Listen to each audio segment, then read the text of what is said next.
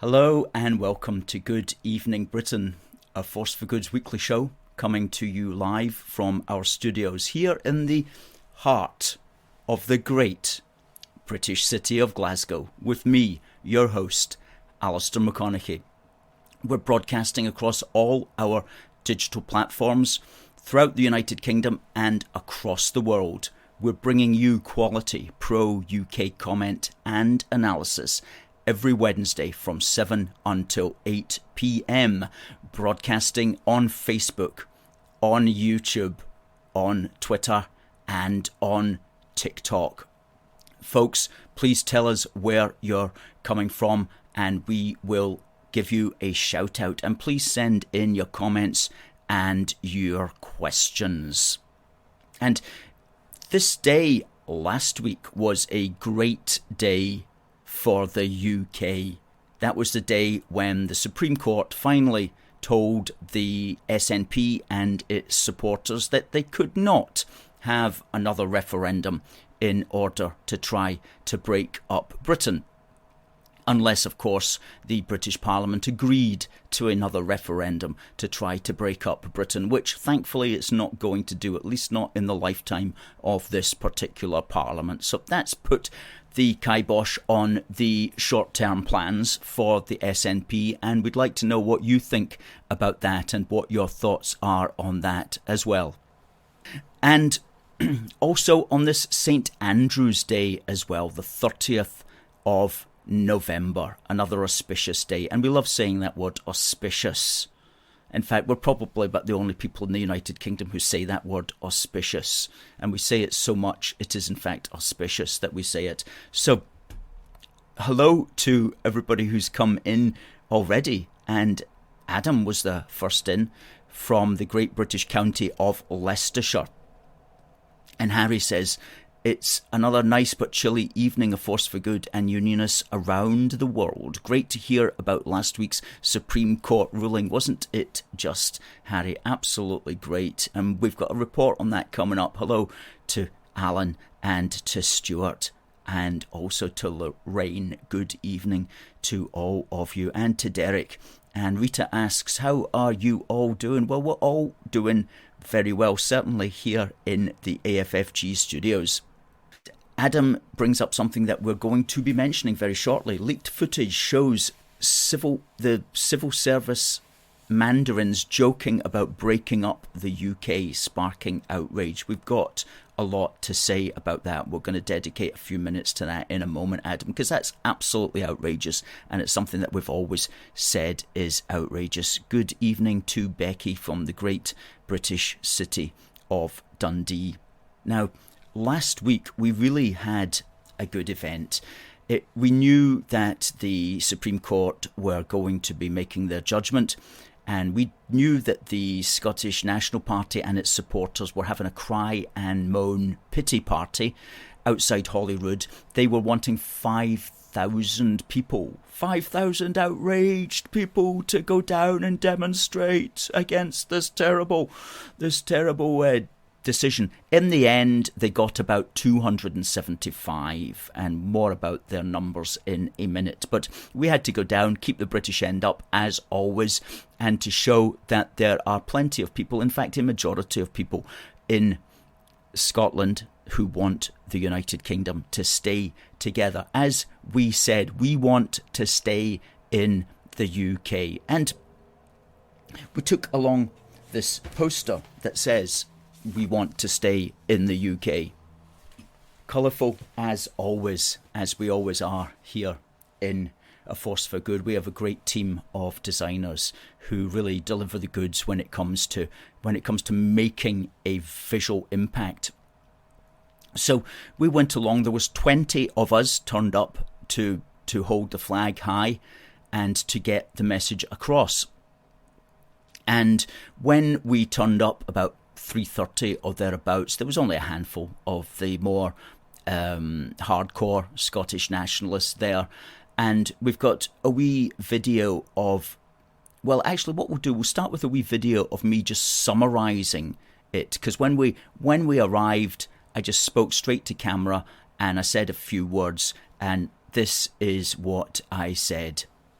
My name is Alistair McConnachie and I am a director of A Force for Good, and we're down here right now at Holyrood on a great day for British democracy and a great day for the Union, because this is the day where the Supreme Court has told us what we already know, okay, which is that a devolved arm of the British Parliament, which is what Holyrood is not able to have another referendum to try to break up Britain without the agreement of the British Parliament. And that is, of course, the way that it should be in a devolved constitution. So that's one good thing. The law has been clarified.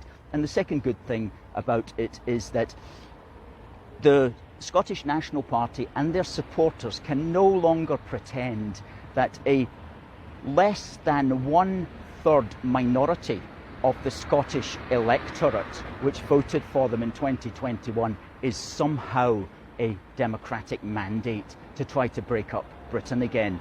What about the two-thirds, the over two-thirds of us who did not vote for the Scottish National Party? What about everybody else throughout the United Kingdom who is also involved here? And thankfully the law today has been able to clarify that the Union is held together by something more substantial than the whim of Nicola Sturgeon or her few Scottish National Party supporters.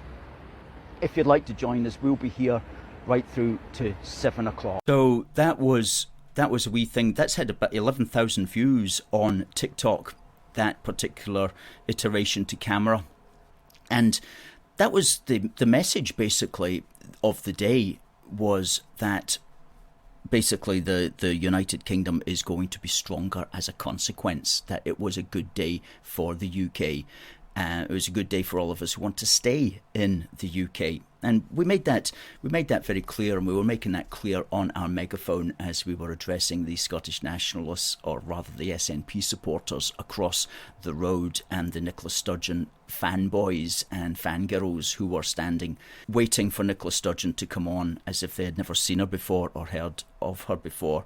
In great excitement, they certainly were, but we cheered them up from our position across the road. And we certainly did boss the SNP and their supporters for the rest of the evening with our megaphone. So we appeared in the Herald, the Scotsman, the Daily Express, the Guardian. We got mentioned in the Times, and we were also interviewed by STV. And what I liked about STV was they gave us equal billing with Leslie Riddoch. So she got 30 seconds and we got 30 seconds as well. And I'll just play that video of me on STV. It's important to be here on this auspicious occasion because this is a great day for the United Kingdom and it's a great day for British democracy, and we are so glad that the Supreme Court has been able to clarify the law, which we pro-UK folk already knew, which is that a devolved arm of the British Parliament is not able to have a referendum to destroy Britain. I was just getting into my stride at that point. I have to say, I went on at great length about other things, especially about the fact that the Scottish nationalists were trying to claim a democratic mandate, when in fact, if you add up all their votes in 2021, and you add in the Greens and you add in Alba and a couple of small other parties, it doesn't even come to 1/3 of the Scottish electorate. So, as I said to the STV man, what about the 2/3 of us who did not, in fact, vote for either separation or to endorse a second referendum? What about our democratic rights? They didn't use that bit, but that's something that needs to be said and that needs definitely to be pointed out. We're not going to stop pointing that out. We're not going to stop pointing that out because it's absolutely critical to this. You know, if you're going to talk democracy, SNP folk, Nicola Sturgeon, Angus Roberts, if you're going to talk democracy, we're going to put that right back in your face and we're going to show you what's democratic and what a proper democratic mandate would look like. Okay, so don't try to tell us that you've got some sort of democratic right, especially when the turnouts at Scottish elections are far, far lower than the turnouts at Westminster elections in Scotland. Huge difference between a turnout at a Westminster election, which is always averaging around about 66, 67%, and the turnout at Holyrood elections, which are only usually just a little bit over 50%. Okay, so don't give me a democratic mandate nonsense on that. Not at all. In fact, we're putting together a big article that we'll probably publish this week just about what would constitute a democratic mandate for such a referendum. And of course, as unionists, we set that bar as high as possible, because guess what? We don't want to make it easy for you. We don't want to make it easy for people to try to break up the United Kingdom. Oh my goodness me. I'll get to this in a minute. But continuing on with our report, there's one last photograph there which I liked, which was from the BBC. What I like about this, again, it gives us equal billing. Two sides of independence debate gather outside Holyrood. Demonstrators for staying a part of the UK and protesters backing Scottish independence held placards and waved flags peacefully outside Holyrood. Pro-independence rallies were being held in a number of towns and cities in Scotland, and a small number of pro-union backers gathered in the capital. And it's quite a nice stylish shot of our very stylish and stalwart activists, where it says the demonstrators gathered at tea time on Wednesday following news. Tea time? Gathered at tea time? That's quaint. Well, with the demonstrators gathered at tea time on Wednesday following news of the Supreme Court ruling. What a great bunch of guys and gals we have here at A Force for Good. Now, it mentioned there about rallies, pro-independence rallies. Well, I mean, gatherings really of very small numbers of people. There was this one in Edinburgh, but 275. There was a sort of maybe slightly smaller one in Glasgow, and a smaller one still in Aberdeen. And what was good, and there was others like in Loch Gilphead. There was one, right, well, how many people are you going to get in Loch Gilphead? There'd be like the local SNP member and his wife, probably. But they called that a rally. And then they said there was rallies in Berlin. And, you know, you can think of what's a rally in Berlin going to look like? Oh, crikey, you know. But it ended up, it was actually 4 people standing outside the Brandenburg Gate. Well, 5 if you include the person that took the photograph. So, you know, they do like to use this word rally in a very expansive sense of the word. Marcus says, I've seen in the pictures Sturgeon loyalists waving the saltire with EU stars overlapping it. This is the desecration of a flag. They hate the Tories, but they love the EU. Remember, it was Ted Heath who allowed Britain to join the EEC. So congratulations to them for supporting that Conservative. Indeed, they haven't. I'm pretty sure they haven't thought that one through, Marcus. There was a lady that Becky's making reference to here that, and we know exactly who she is because she's one of our people, who went to the rally in Aberdeen, and she held a Union Jack there. And that's pretty ballsy behaviour, quite frankly, to just simply go and say, look, I'm going to stand in front of you with the Union Jack, which she did, and she got good publicity for that. She got interviewed by the local North Sound News, and their video of her got 185,000 views on Twitter, and our video that we put up got 44,000 views on TikTok. So she got her message across, and we'll just play this video. She's getting a wee bit drowned out by the nationalists in the background, but it's well worth watching this video. And this is how you do it, folks. This is how we do it. Firstly, I think it's clear to see what side of the debate you're supporting. Why did you come out today? Because I wanted to come out and celebrate what's happened today.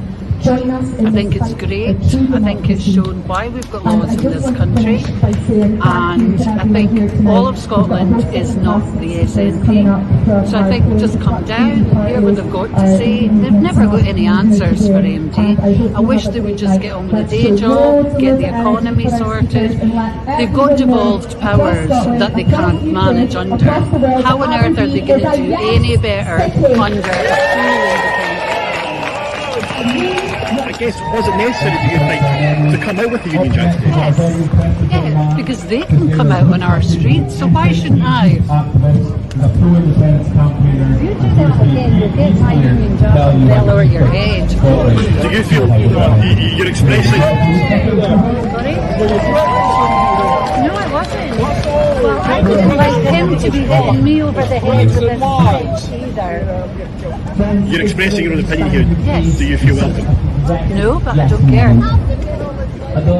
Don't care. Absolutely. That was well said by that lady. And what was particularly good is that she said all of Scotland is not the SNP. That's a good phrase. All of Scotland is not the SNP. And I'm glad she said that, because some people who are not in Scotland, who don't follow politics, maybe in the rest of the United Kingdom, they'll go, is all of Scotland the SNP? Because it seems whenever we switch on the telly, that's all we see is people in Scotland, that is MPs and Ian Blackford and that lot, talking all that nonsense, and they'll get the wrong impression, totally the wrong impression of people in Scotland. So thank goodness she was able to make that point. All of Scotland is not the SNP. And folks, that's how you do it. That's why we always say, get yourself one of our Union Jack flags, because you never know. You never know when you are going to need it. You never know. And if you've got it in your drawer, then you can just boom, get it out, go down to your local Scottish Nationalist Party rally and make a scene and become world famous as a consequence. Very easily done. So you can get these 3x2 flags. They're custom made. You can get them at our shop.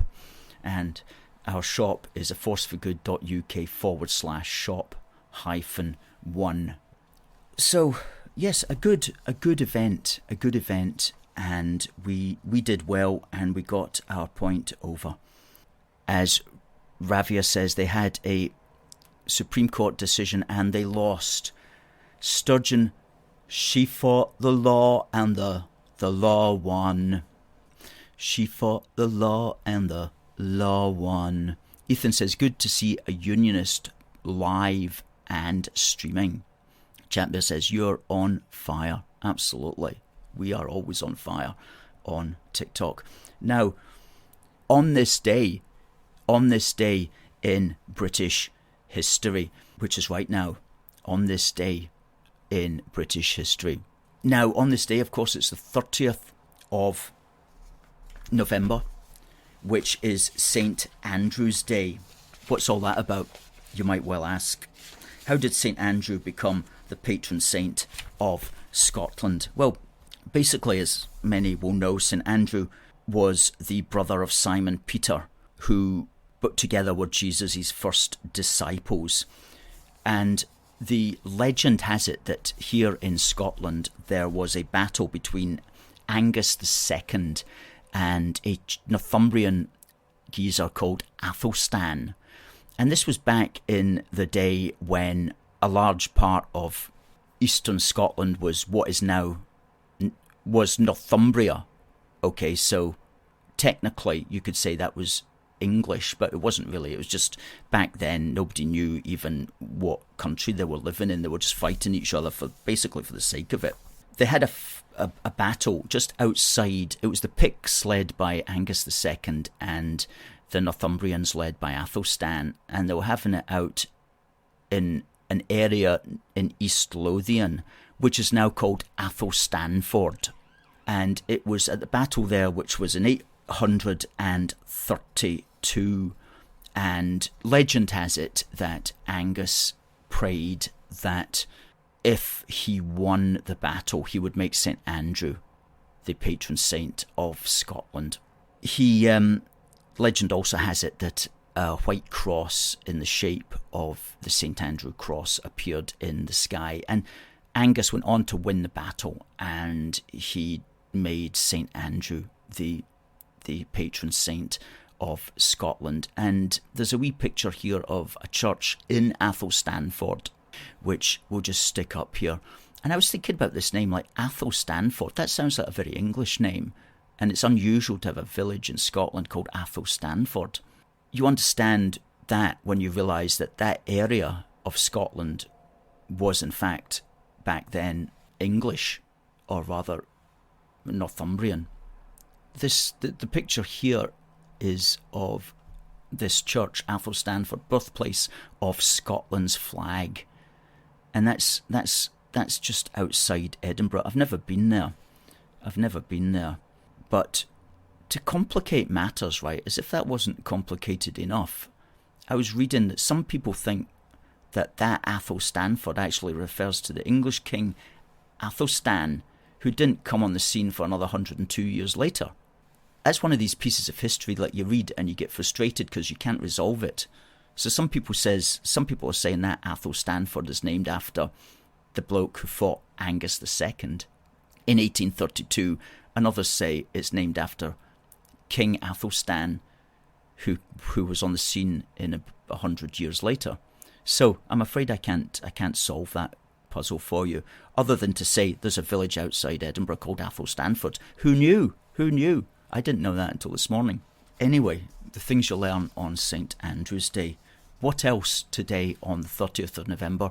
The birthday of Winston Churchill, who was born on this day in 1874.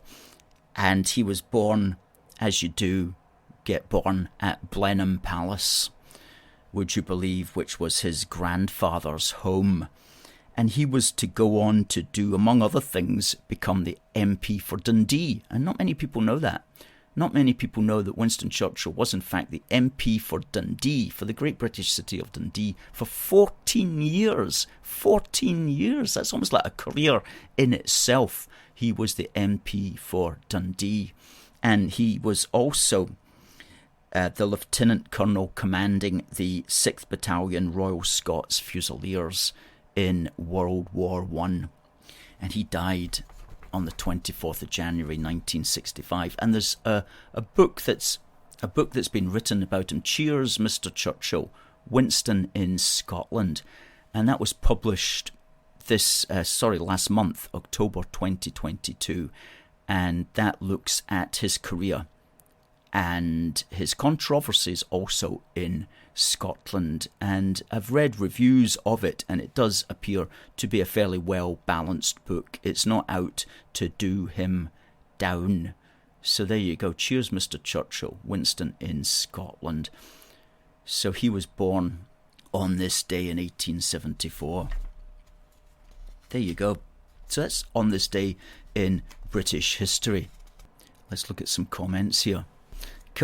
Kyle says, we knew that there would be some people on TikTok who didn't like the reference to Winston Churchill. So that's why we brought it up, guys. We brought it up just to remind you of that. Alfie says, love AFFG history. Absolutely. Becky says, Churchill was some boy.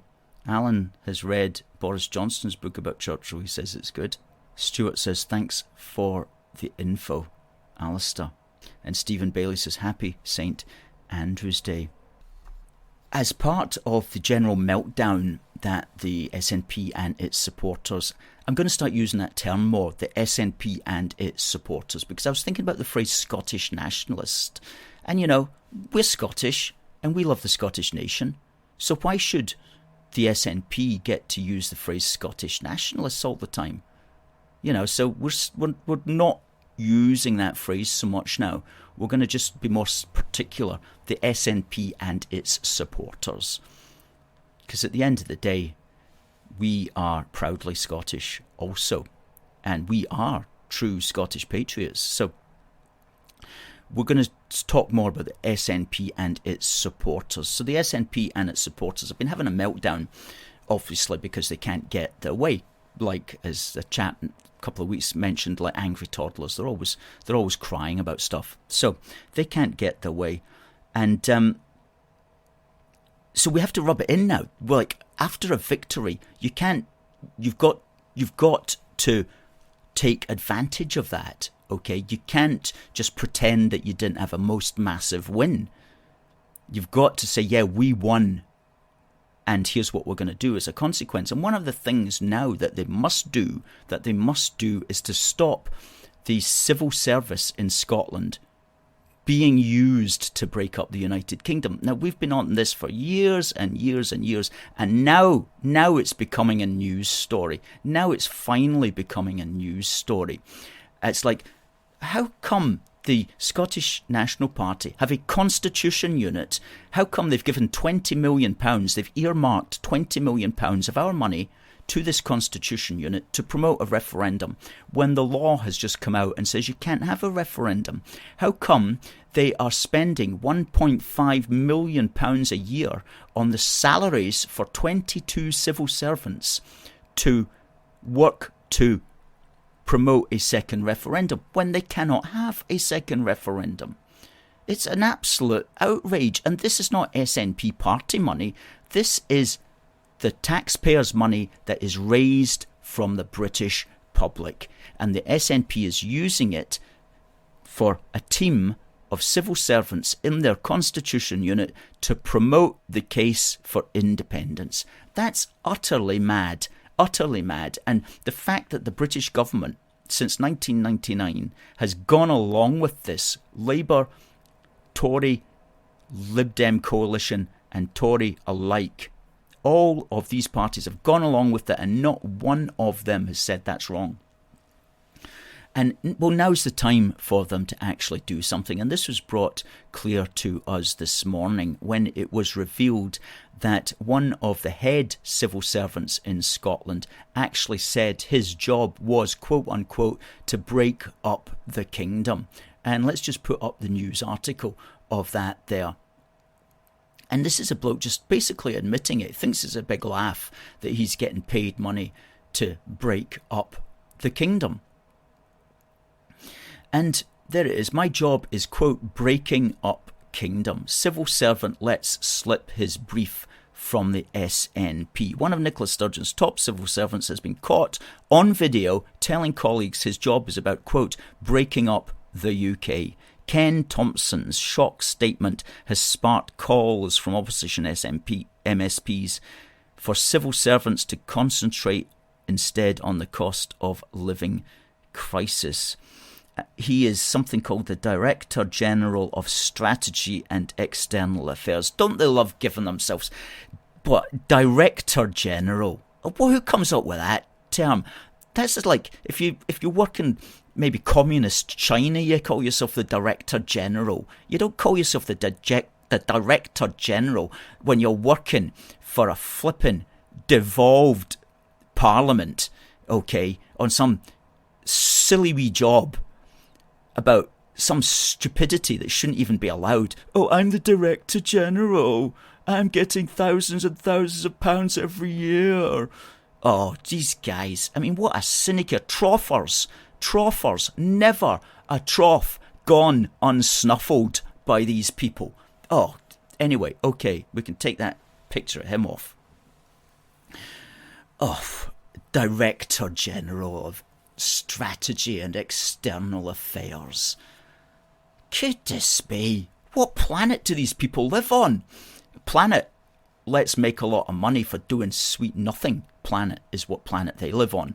Anyway, we're here to upset his apple cart and to tell him he's not the big I am after all, okay? And he shouldn't even be allowed to do what he's doing. And I do hope he's listening. And if he's not listening, please somebody record this and send it to him so he can get the benefit of my opinion on that matter. But at the end of the day, he's just taken a salary because he's been allowed to. Where the real problem lies is the British government, not the SNP. It's the British government which allows that man to do what he's doing. Because here's how it works. The civil service in Edinburgh is a branch of the British civil service. It's all one unitary civil service. And the head of the civil service is a cabinet minister that sits around Rishi Sunak's table. He's called Simon Case, and his official title is Cabinet Secretary. And he's head of what's called the Home Civil Service, which is to say the British Civil Service. And he's in charge of the Director General in Scotland and other such people. He's in charge of it, and he could say, look, you're not allowed to do it. Now, I know why they're allowing it.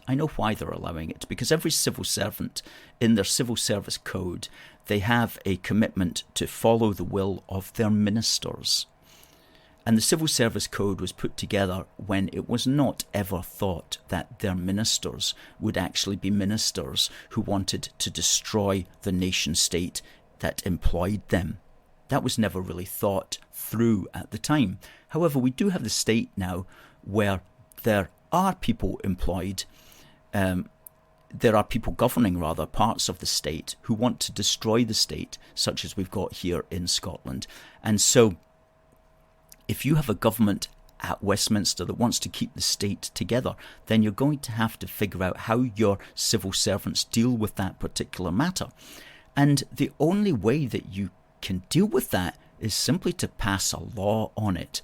You cannot say to the civil service, change your code, because that'll just cause all sorts of legal problems. They'll take that to court, and then it'll go to the Supreme Court, and the Supreme Court will find that there's not actually a law to prevent the civil servants doing that. So what you have to do is you have to pass a law that says the civil servants cannot do that. And guess what? We wrote the law for them. 6 paragraphs, 6 short paragraphs, and we wrote it in an article which we'll put up there in the comments, and you'll be able to read it. And it's really, really very simple. And we put it here also in our magazine, A Law to Stop the Civil Service Pushing Indy Agenda. And it's really all wrapped up in the first paragraph here, where we say, the Home Civil Service shall not be used, nor shall it be allowed at any time to assist or promote by any means, including physical, economic, research and administrative, any devolved UK administration on any matter which falls outside that administration's devolved competencies or which relates to a reserved matter, especially including but not limited to the separation of any part of the United Kingdom from the rest of the UK. Boom! Bang! That's it. Could not have been said better. Could not have been said more perfectly. That is beautiful. That's beautiful. We wrote that. And I have a degree in Scots law, and I studied constitutional law as well. So that's all that needs to be done. And you can pass that law. In 48 hours, get it straight through the Parliament. You know how quickly they can pass laws if they want. They could pass that law, and that would stop that. It would save all that money that's being wasted, and that's ultimately what needs to happen. But the question is, will the British government have the cajones to do that? Because at the end of the day, the Tories are just the Tory party in power. So many of them are herbivores. They don't want a fight, especially if they're facing a carnivore. It's like, I'm just going to freeze, or I'm just going to hide behind this little bush here, and I'm not going to do anything and hope that this all passes. Okay, so if you're going to do this, you need to be ready for a fight, but you need to do it if you're going to save the country, because it's utterly ridiculous that these people are allowed to do it. And we as unionists, we can't compete with that. Okay, we can't compete with a constitution unit that's on a £20 million budget pushing out nonsense. We can't compete with that. Okay, so if you're the British government, you've got to give us some help here as well.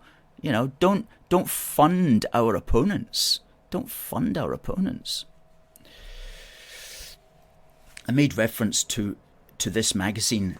This magazine is also a year old today because it arrived in our offices here on the 30th of November in 2021, last year. It arrived on St. Andrew's Day, which we took as an omen, as Angus II took the saltire clouds in the sky as a good omen as well. And so you can get this from our shop. It's 40 pages and it's 102 policies to keep the UK together. And you can also buy it along with our wee book for the union for a discount together. They're a £5 each, or they're £9.50 together. And this is a brilliant stocking filler. A brilliant stocking filler. So, yes, so one or two good points as a result of that. Again, the Lib Dems, who have very rarely have very much to say, but sometimes they say good things, they actually come up with the idea that Nicola Sturgeon, her party, the SNP, should actually pay back all the money that was spent on the court case, which is at least 114,000, but probably an awful lot more. And of course, that's taxpayers' money. You and me, Gubbins, you and me, that had to pay for that. So the Lib Dems have actually come up and said the SNP as a party should be paying that back out of their own party funds. Well, at least it's a good idea, but of course they will do that as much as they'll think about flying to the moon. But at least it was a clever thing that they said. Other people pushing out the idea that the 20 million... That's some picture of Sturgeon, isn't it? It's an incredible picture of Sturgeon. Anyway, some people saying that, the 20 million set aside for the failed 2023 referendum shouldn't be spent on the failed referendum that's not going to happen. So far, Angus Robertson is saying, no, we're going to continue to commit it to the Constitution Unit. And why does he say that? Because that's what they say. And they're never going to do anything different. And they only understand power and the law. That's the thing. You can't be nice. You can't say, you've lost. Could you maybe just put the £20 million back again? And spend it something intelligent like nurses or teachers or doctors. No, they'll never do that. You need to make the law. You need to force them to do it, because they'll take what they get without thanks. They'll bank it and they'll pretend like they never received it. And that's what they'll always do with our money. Take it without thanks, bank it, and then pretend like they never received it. And they'll certainly never pay it back unless they're forced to pay it back. And this is where you need a government that's going to take them on. And I read this article this week by the political editor of The Spectator, who looks, or rather sounds, like this total herbivore. And he's going, you've just got to keep being nice, keep being reasonable with the Scottish nationalists, and everybody will suddenly realise that we are the reasonable people. That's not actually the way that politics works at all. You have to be heard. And to be heard, you need to be loud. And when you're loud, you're sometimes going to upset people. You can't go through life hiding down the rabbit hole forever. The silent herbivore versus the noisy carnivore strategy will not work, and does not ever work. It just means that you seed ground and you're constantly hiding down your rabbit hole until the big wolf carnivore has gone to sleep, and then you come out and you potter about in the dark of night and you eat a few lentils, and then the carnivore wakes up and you scurry back down your rabbit hole again. And that's like the Tories versus the SNP, basically. And being reasonable doesn't work when nobody notices that you're being reasonable anyway. So you're not getting any thanks for being reasonable. So what's the point? Sturgeon says, Sturgeon is causing terrible division in Scotland. Members of my family want Indy, but I just tell them I'll always support this no matter what. Good for you, Marion. Good for you. Becky says, more chance of flying to the moon than Indy 2. Christopher says there should be a court case. It sounds like misappropriation of public funds. Well, I'm glad to see that a group of Scottish businessmen are investigating that possibility. Now the SNP warns see you in court. New legal bid to stop nationalists using public money on tearing Scotland out of the Union. Now, this is a private initiative from some private businessmen, and good for them for spending their money on it. But as I mentioned earlier, at the end of the day, this has to be a government law that's passed, because you can take that to court and it could go right up to the Supreme Court, but the Supreme Court will find that under the present dispensation, the SNP are allowed to do that, because under the present dispensation, unless there's a law against it, or unless it's specifically reserved, then everything is permitted. And the SNP are well aware of that.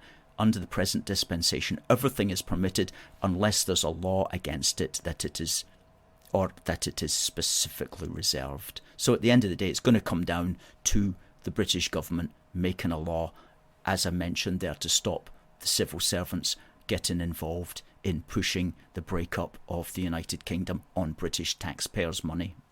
Now, the British Christmas cards. This is the last year that we're going to be using these particular Christmas cards.